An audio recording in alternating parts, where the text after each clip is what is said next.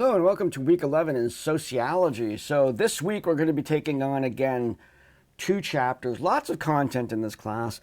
We're going to start off with government and politics. And in that particular class, what I'm going to be doing is I'm going to pass out a document. I'm not going to pass out.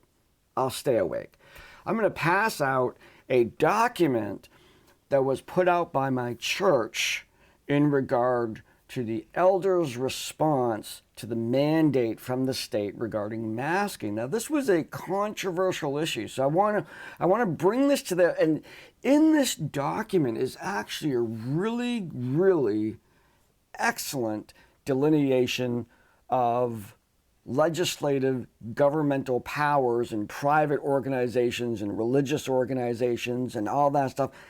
Excellent, excellent example of right thinking in terms of, in this particular instance, the deeply held values and norms of a church interfacing with the realities of living in a democratic society. So I think that's a really, really cool document to review.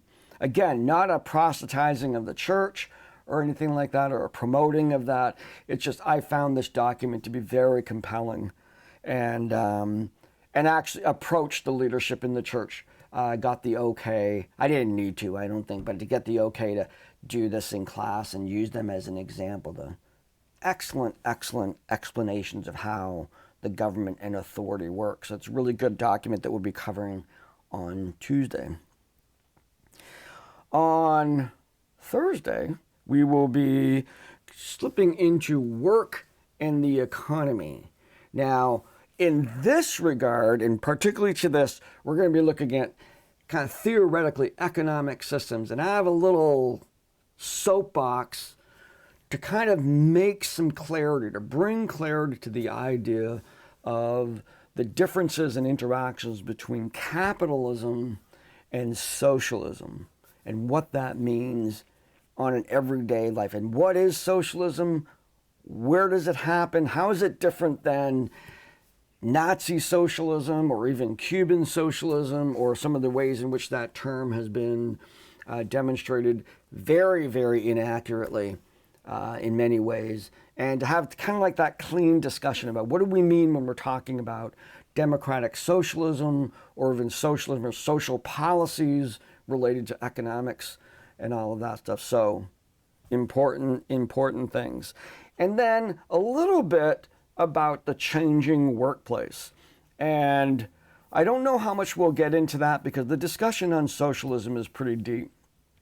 But our workplace is dynamically changing. The way in which we interact with each other, just look at where technology is, just look at what happened with the pandemic, continues to happen, continues to transform the workplace. And perhaps we can get some discussion in class going on about how your particular work was transformed, maybe even changed, maybe even lost. You know, that work just went away because of these changes that occur.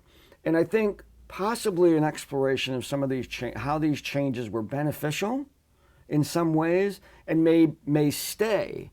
They may stick around regardless of pandemic status, and how some things have changed in that way. And this event, you know, we're talking about things that happen, you know, technology, population, urbanization, all of these effects on changes in our culture. And this has certainly been a profound and permanent effect on our culture regarding the pandemic. And we'll talk about that on the second day of class. So I will see you in class tomorrow. I'm recording this on Monday. And have a great week.